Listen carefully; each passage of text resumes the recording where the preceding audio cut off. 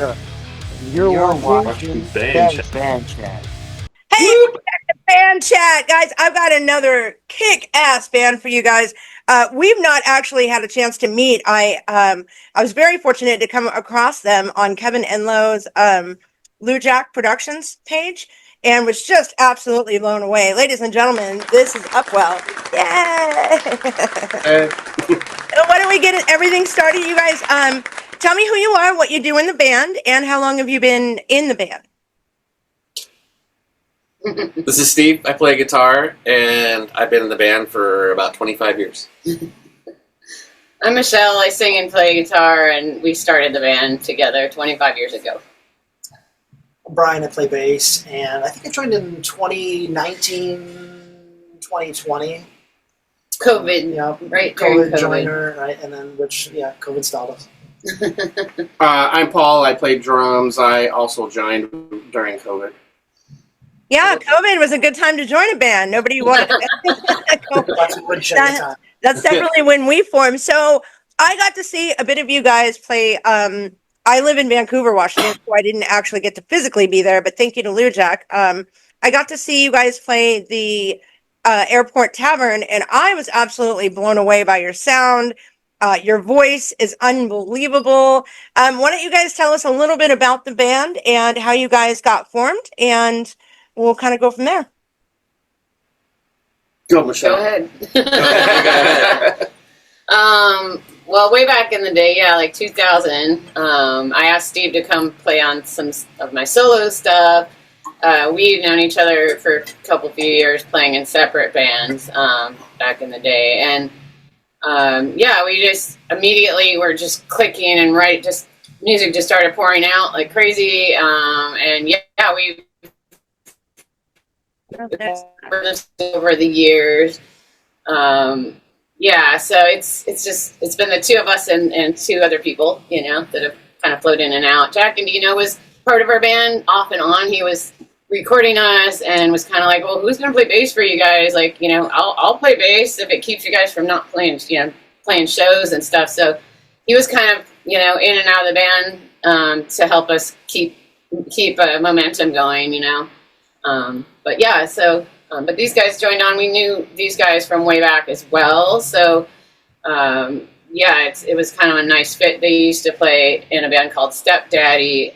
They're the rhythm section, so they already had their own, thing going on between the two of them. So it was really kind of a nice balance with Steve and I having had the band together for so long. It was nice for them to step in and already have established, playing rhythm together. And, Package deal. yeah, so it's a nice balance. Stepdaddy in the back.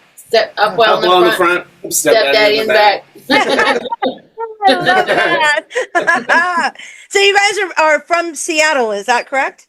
Not originally, but yeah, we've been here forever. The band. We're Mossbacks. Say that again? We're Mossbacks. Oh, Meaning we've been here long enough that the locals call us Mossbacks. Yeah. I moved here in 2001, so. I moved here in 93, and Steve was I moved here in 90, so in the heyday, yeah, I was gonna say right about that time is when Seattle really had they had the world's ear up there. So you guys have like all kinds of influences. What you guys also have like, there's so many genres I heard all in one song, and I wish I knew the name of the song. I was gonna go and try to look it up, but unfortunately, you guys, yeah, I didn't get that. That was Probably Animal, because I know that's what Kevin posted a big chunk of Animal, a song that's newer. Not recorded yet. I mean, except at shows, So I'm guessing it was that one. Was it slow? And I was thinking, like, that was probably Animal, which starts like that and goes on for a really long time like that, and then gets super heavy. Yeah, that song has a lot of like melodic moves. It's also got it's absolutely insane to me how many genres of things I heard all in that. What inspired you guys? Primarily about that song, and I'm going to try to get a clip of it to put over here somewhere here later on in editing. But I that song blew me away. I was like, I've got to get these guys on the show. We got to talk about this. Nice. I can speak a little bit to that. I think that a lot of what we do when we're writing music is we just don't put any blocks on anything. Like if we feel it and it sounds completely different than what was going before, we just do it. Sometimes we're just like, maybe this part will fit, and it like doesn't really, but then we're like, well, maybe it sounds so good after it, maybe we can create some kind of weird transition. And so we just sort of draw on all of our individual influences to create a path in the music. And so sometimes it's just an idea of where we want it to go, and we just let it sort of do its own thing. I mean, it sounds kind of cliche, but it's true. You know, it's like the way that song starts and then the way that song ends, you would never even guess that it was going to go there. You know, so I agree with that. A lot of what we want to do is create a ride, you know, an experience with the music that people can kind of take on a little journey with us, you know. And Michelle's off, you know, says some really beautiful things in that song in particular, and so it's nice, you know, to try and be able to create like a train for people to ride on, and then they can go, where the fuck are we going? Yeah, I was absolutely blown away. And then I don't know who your lighting guy was for that show, but they Great. Just the house and lights. Yeah. Oh, the stage is so cool, and the lights look amazing. Yeah, that venue's legit. Yeah, I have not played that yet. In fact, I think I just heard about it over this last year, and it is now a bucket list. But seeing that along with that song, it just put this visual in my head of like, oh my God, dude, these guys are badass. You know what I mean? It really, yeah, it really blew me. And Michelle, I mean, your voice is just absolutely amazing to me. And how long have you been singing? I mean, I kind of sang my whole life, you know, along to things, but I didn't really take it seriously until like my mid-20s. I finally sat down and, okay, I'm going to write some songs and teach myself to play, and just, I was kind of a late bloomer, but I always sang. I always loved singing, you know, since I was little. So have you all been playing for most of your lives then? Yeah, I've been playing since I was Lifers. like 7. 16. Yeah. I think it really shows too, you know. And so you guys got this combination of like really old school influences from the Seattle area, and then you've got you know, you've been playing for like 25 years. What is the biggest difference from when you started at the beginning of this band till this generation of the band? What's the biggest difference there? The biggest difference between It then rocks and now? Yeah. Oh man, that's a really hard question to answer. Difference in shows or just the band period? Yeah, with the band. Yeah. I mean, what somewhere along the way you guys, you know, went from 25 years ago till now, what would you say the biggest change in the band has been? I mean, I'd say overall, and this is not like a recent change, but it started off as just Michelle and I writing everything. And we had a drummer kind of, you know, just that wasn't really in the band that recorded the first album with us. And now it's very much more of a collaborative thing, you know. A lot of the songs like Animal came from just jamming, just experimenting, recording everything, and then Michelle will write words to a demo we make of it. So I noticed that you guys have got a lot of shows recently. You guys just did the badda Seattle. Is that correct? Oh, no, we didn't play there, but we were there. We were just there. Just posted about our friends playing there because we saw a couple different friends' bands playing. Nova Chrome and Walking Papers are both amazing bands. So we were just like, hey, we're here and checking out these guys, you know. Yeah. I wish we'd play there. I would like to play there. Yeah, I was going to be ticked to find out that you guys were playing that. I've gone up there a couple of years. You know, it's really, really cool because they always have some really great music going on, and they have different genres, which I think is pretty interesting. Usually with festivals, they kind of try to keep it, you know, safe. So, you know, so tell me more about the band. Like, what are you guys up to right now? And also, do you have anything that you guys are going to be releasing here pretty soon? Mm-hmm. Well, we're writing for sure. We're writing. We're going to record soon. We're still kind of working out the details, how that's going to happen. We just started pre-production, but it's in the works. It's whether or not to release, you know, to record many songs at once or just one and finish it. But yeah, there's good things coming. the dilemma of today with music. How do you release it? How do you how do you get it singles? Do you do like we'd still love to do albums? I'm old school that way, but like it's just kind of not the way anymore. That people are doing stuff. So we'll probably start with some singles that maybe eventually become part of an album. I don't know. We're just kind of feeling it out, and yeah. I think that is a huge difference in our industry. How we distribute this and the direction that goes in, and it's really unfortunate to see that in our industry now. Singles, they just don't. The distributors, the way that you just do that, it's almost like they don't pay you enough to do it, and it's really sad because it depreciates, in my opinion, the value of what that music sounds like, and so. And I know a lot of people right now that are like, no, push out singles.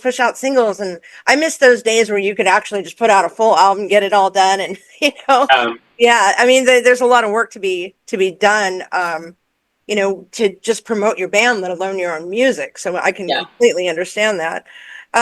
What would you say is the best part of being in this band? I just love the freedom that we all have to do what we each do, and no one's trying to control that. Right. There's no band leader. It's like very collaborative, and we work really well together, and everyone gets to have their voice in the song. We try everybody's parts until it, is pretty obvious which thing is working, and we just work really well together, and it's nothing's off the table. Yeah, nothing's off the table. It's a lot of freedom. Yeah. So, yeah. I was just going to add to that I like how, because of that model, like we'll have, a song like that. And then like some of these, like the newer songs we have, we just have a new song that, is it Demons or Demons? Demons. And that it's just got this really heavy, almost like bluesy Black Sabbath vibe, not because that's all it happened before all this Ozzy situation, but it's just like and it's very straight ahead and like a rocker, but then we'll go and we'll do something super like proggy and weird, like so we really don't have any rails at all, and that's probably my favorite part because it's just kind of like hey man, if we want to do it, it's us. There's nothing that's not us. We're in here making it, right? So. Right. So if it sounds like funk music, like all right, cool. Well, how do we mix that with the death metal part? Some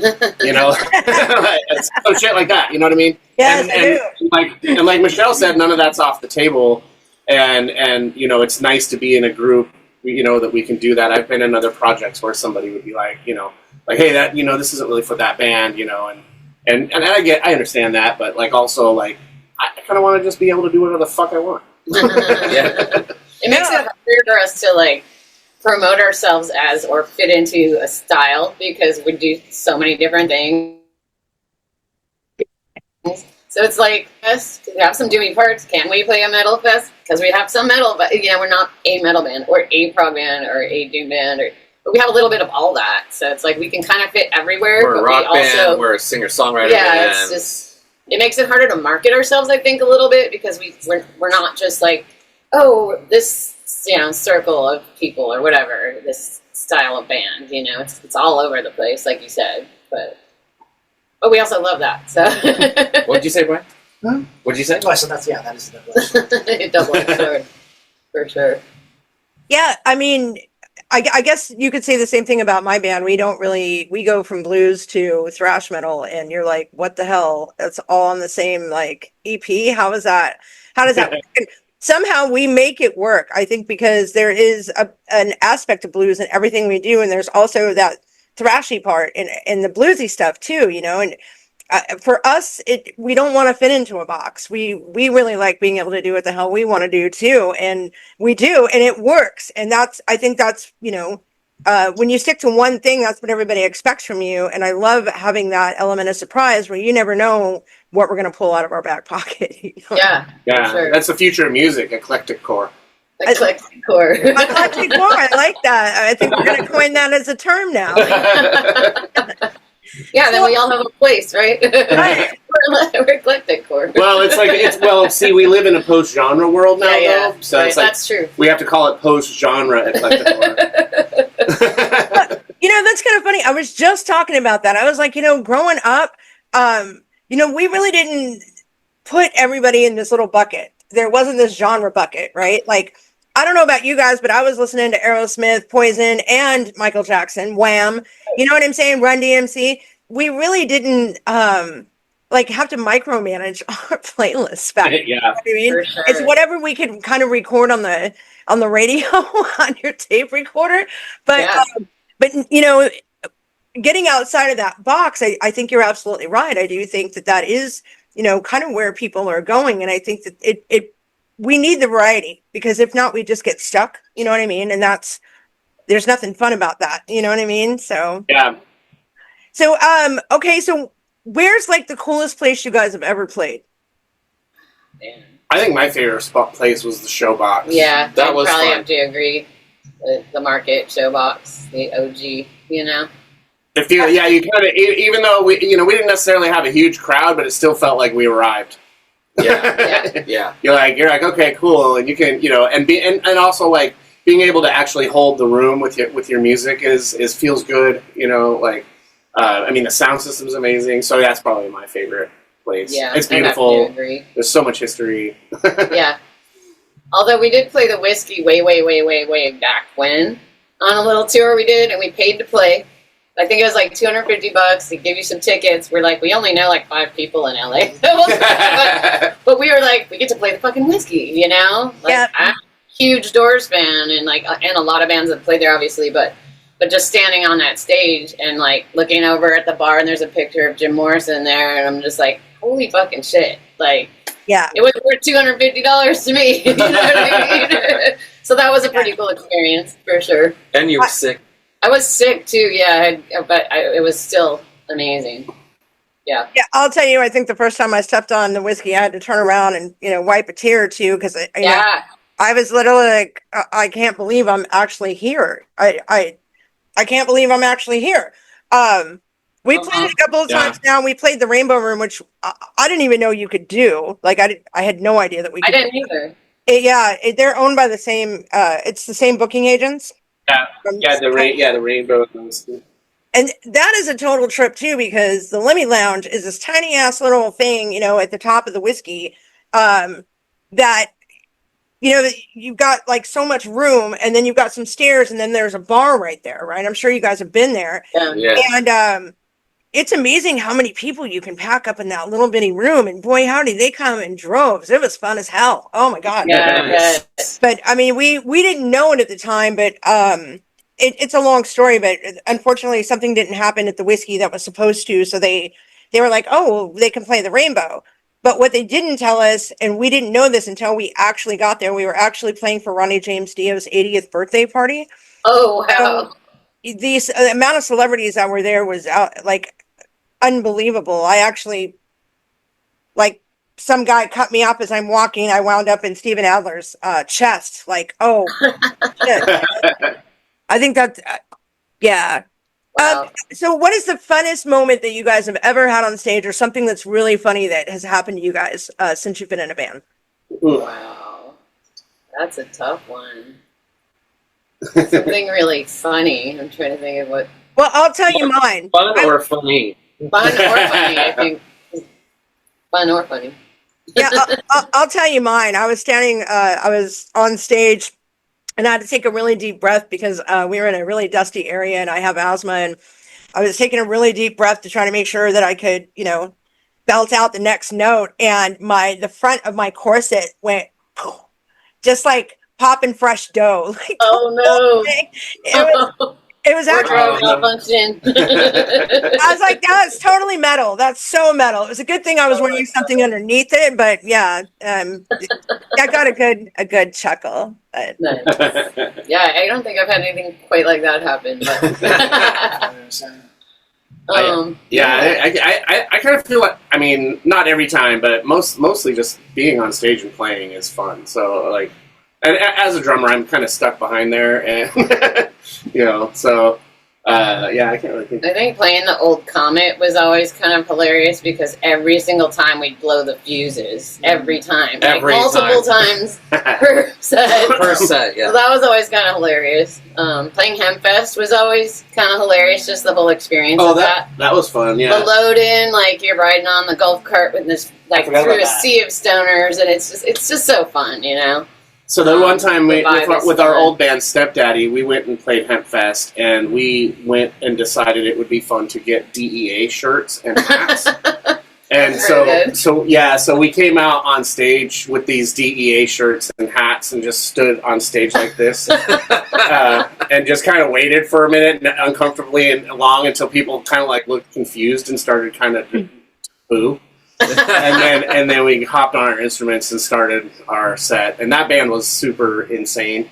So That's great. so it was that was a fun time. I know if we've sat long enough, I'll think of one of those. Right. I know.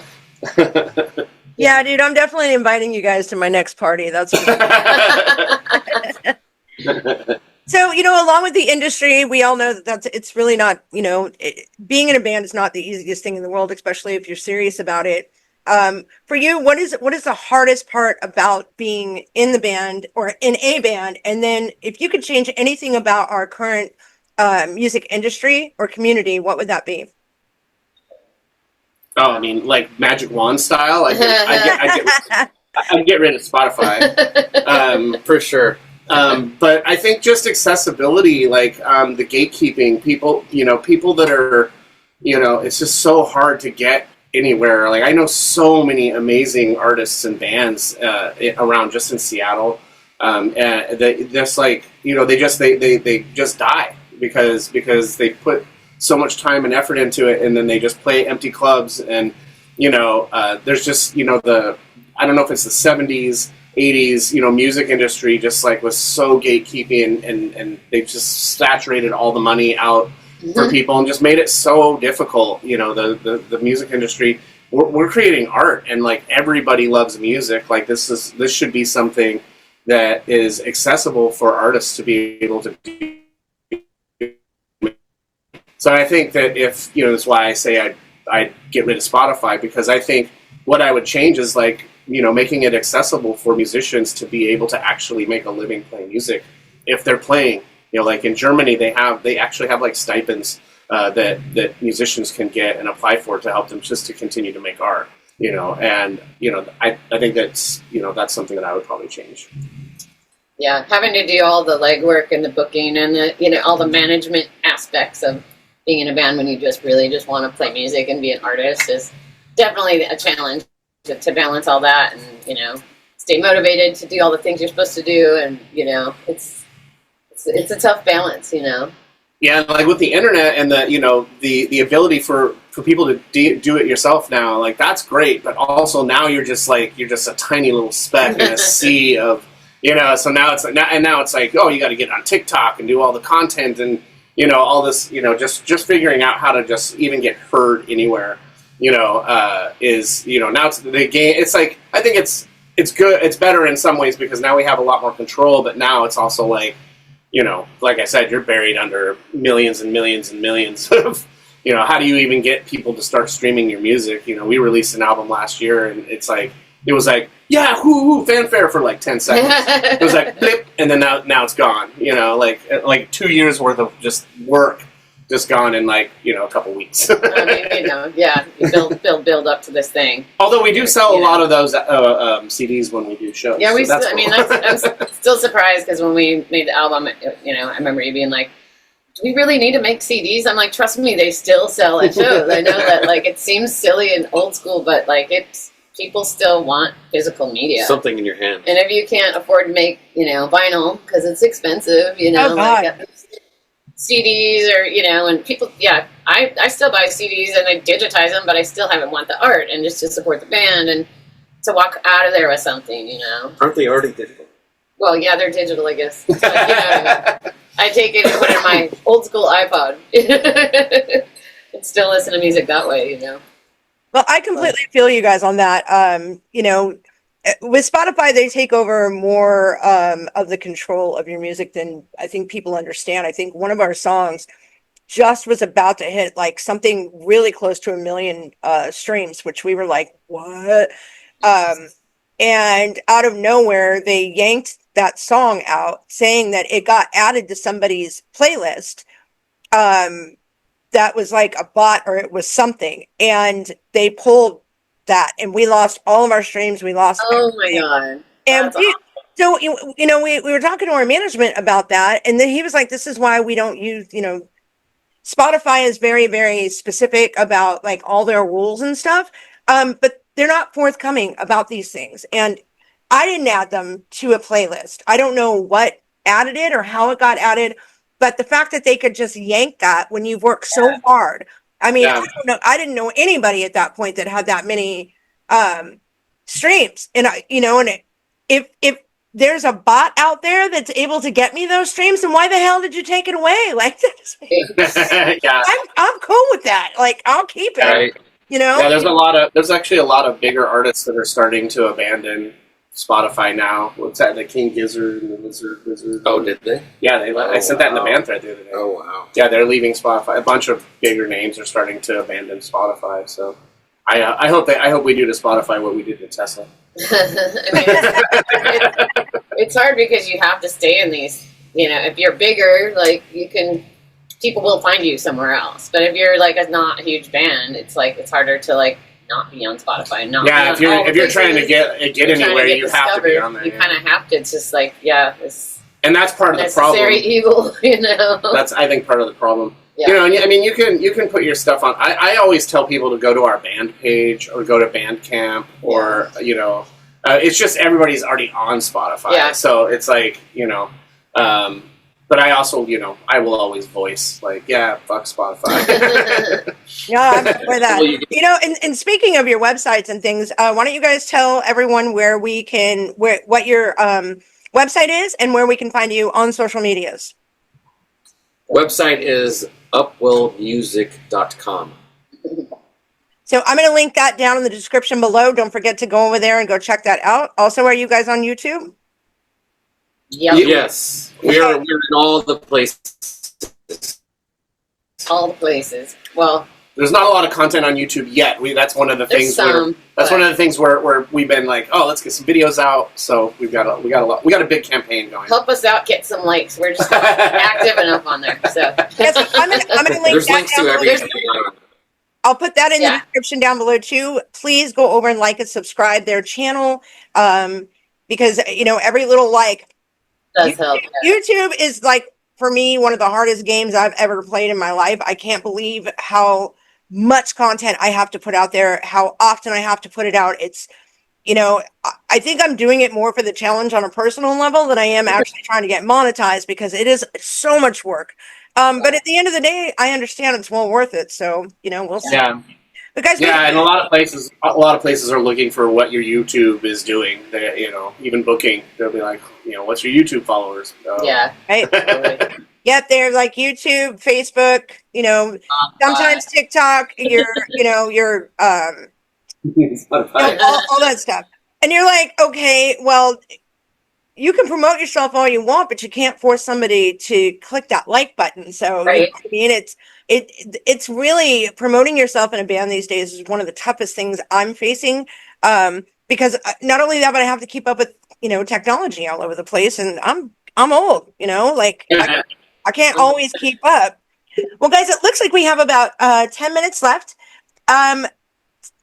If you were to give advice to another band or somebody that wants to get into a band to help them to continue to live that dream, what would you say to them? Learn marketing. Learn marketing. Yeah. No, it's less about the music, honestly. more bands have made it over the wall, and talent is very loosely correlated.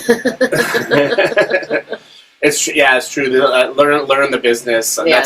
That's a lot of what I wish I would have done more of earlier on, is understanding how the music business works and whatever frame it's in, because it does change and evolve. But just sort of keeping up on that and understanding that, I've always lived just sort of in this like idealistic, like I'm a drummer, if I follow my passion eventually, blah blah blah. But like turns out you only hear that from the people that make it, and that's like less than like 0.01%. So, you know, you never hear from the guy, you know, on the street that didn't make it going, man, I followed my dreams right into the gutter. You know? Actually, I have heard that. Yeah, but you don't see that guy on the news. You know? Go listen to Henry Rollins talk about tenacity and dedication and persistence. That's probably one of the things you want to do too.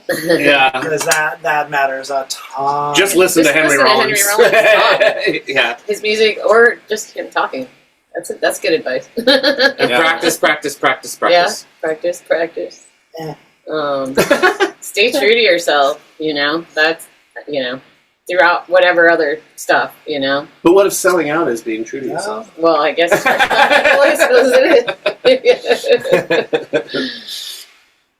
Yeah, that's probably what I would, you know, just, and yeah, I probably that, and, you know, play from the soul, you know. I think that for me, like the times when I've struggled the most with my instrument, it's when I'm trying too hard to do something else than just actually like express, you know, and I have to remember to get myself back to that space, because, you know, there's always this dance between, you know, practicing and getting technical and learning these things, but then also channeling your expression, you know, and the art side of it. So keeping rooted in that. I have a tendency to get distracted, so highly ADHD. So, but like, but yeah, you know, just remembering that, oh yeah, there's a heartbeat behind these, you know, this kit, and that's where actually everything comes from, and, you know, keeping that is, you know, big. Everyone listen to the drummer. Always listen to the drummer. Oh yeah. Not when he's talking, just when he's playing. When he's hitting things with sticks. That's kind of like a lot of like that passion. That's why our logo is like the heart fire. You know, it's kind of like, you know, like that, because it's like that. This is the passion. This is where, you know, it's all the source. UpWell is, you know, welling up, like something coming from up inside, and, you know, that's really the definition of the band. A lot of people don't get that. They just hear like, I'm UpWell or something. You know, they don't really get that part of it, but so we're it's definitely about the passion and the fire and the, just, you know, the release of energy and putting yourself out there and putting your thoughts and your soul and your, just, you know, out there, hopefully to connect with other people and, you know, help other people. I mean, that's why I started playing music. I feel like I was saved by music so often, and that's kind of the whole reason I started playing, is I just felt like it was my turn to give that back, like to maybe I can be a voice for someone else that needs to hear something. And we've gotten some feedback over the years from people that it's really helped, and that's like the best compliment I think you could ever get as a musician, is just that, you know, you saved someone, or you helped someone, or you just like help them through a time in their lives or a situation or whatever. Even if the lyrics that I wrote aren't necessarily about what they're thinking they're about, it doesn't matter. It's like, what does it mean to them, you know? I absolutely love that. So again, guys, we're going to be running out of time here shortly. I could talk to you guys all day, and maybe we should, you know, plan for a part 2 in the future. But before I let you guys go, do you guys have any shows coming up that we can help promote, or that you would like to tell everybody about? Yeah, so the next show is September 6th at Daryl's, and it's Females to the Front Fest. And I would just like to say that for so many years I did not take female fronted like girls rock gigs, because I just always felt like we shouldn't have to prove ourselves, right? We should just play with the dudes and just, you know, fit in out and just be equal. Just be equal instead of pointing out that you're not or whatever. And but just with all the current climate of things going on, this year I've kind of just started saying, like, maybe it's time for me to stand up as a woman and be strong and you know, represent for the people that are marginalized and, you know, the rights that are getting taken away from us every day, you know? No, I absolutely do know. You know, growing up being a singer, you know, I wasn't going to be taken serious back in the day. And so I'm very fortunate now that not only am I being taken serious, but I've got a kick-ass band behind me that's constantly rooting for me. And Nice. so we've done some female fronted shows, and I'll tell you, there's a lot of power in that. Yeah. Not just the feminine part about it, but also we finally get our shot. You know what I mean? We finally get to be heard, and that for me kicks ass. Yeah. And as a dude, it's pretty cool to support that. You know, I like being like, hey, you know, everything, all of our privilege or whatever it is. I like to do that and hold her up and like, you know, her voice and that. So for me, they're fun. Yeah. Just kidding. And then we have October 10th at the Funhouse with Mistress of Reality, female Black Sabbath tribute. Yeah, that's going to be a fun show. And Dick Rossetti, both male, friend of ours, awesome dude. So those are the next 2 shows we have lined up right now. All right, guys. So you guys heard it right here. You guys are going to have to go to that show, go get those tickets, go down, like, subscribe, and share to their channel. Comment below and let us know where you're from and where you're listening tonight. We really appreciate you being here. Guys, UpWell, thank you so much for coming on and chatting with me today. It's been an absolute pleasure. I'm going to have to get my ass up to Seattle and see you guys soon, or get you to come down here and play a show with us. Yeah, for sure. Yeah, we definitely want to come down further out of Seattle. So yeah, we would absolutely love to have you. We got a couple of good venues down here between us, you know, in Portland. And so let's talk about that in the future. Definitely. Yeah. Thanks, Bonnie. All right, thank you guys. And you guys have a great afternoon. It's hot as hell out there, so go crack a beer. And here's cheers to you. Cheers. Every now and again, folks, I should not stop the record button because the after talks are so badass. Basically, what they were saying was they would absolutely love random ass questions that make them go, I'm trying to become, you know, more inventive. I'm trying to invent, like, if a band was talking to another band, what would that look like? So if you have questions that you would love for these bands, or you would love me to, like, you know, grow into, please comment and share below. I would absolutely love that. Come on! Give it up for UpWell. These guys are so badass. You have got to go check them out. The diversity in this band, their camaraderie, I think their years in the industry are well worth listening to. And please go check out their Facebook page, go check out their Instagram, how about some YouTube love? Go do that. But thank you guys so much for hanging out with me tonight. Next week, we've got one of my... Oh, this guy has my heart, y'all. He is my brother from another mother. He is an industry legend. He is absolutely the biggest supporter of the Pacific Northwest industry.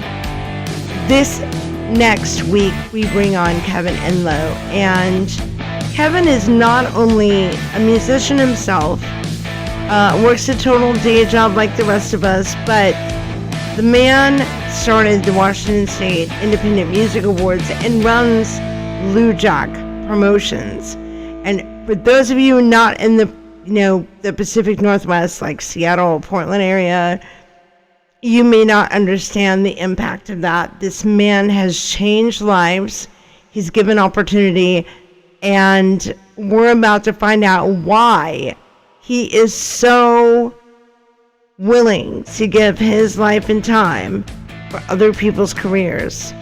You're gonna love it. You're gonna fucking love it.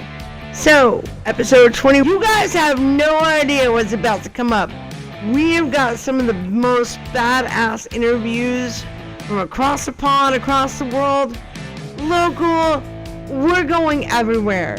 But if your band wants to be heard here on Band Chat, if you just want to sit down and talk to me, man, it's so easy. All you have to do is hit that like, subscribe, or you can just email me at innocencetorn@gmail.com. I would love to set up a meeting with you. We can sit down and talk about if you have an album release, an EP release, a single release. I'm your girl. Let's sit down. Let's do some band chat. Long story short, ladies and gentlemen, I am blessed to have the job I do and I love you all for it. Thank you for being here, and if you're new, please don't forget to like and subscribe, hit that ding ding, and we will see you next week with Kevin Inlow. Stay tuned, because I'm bringing the green room into your living room. Let's go!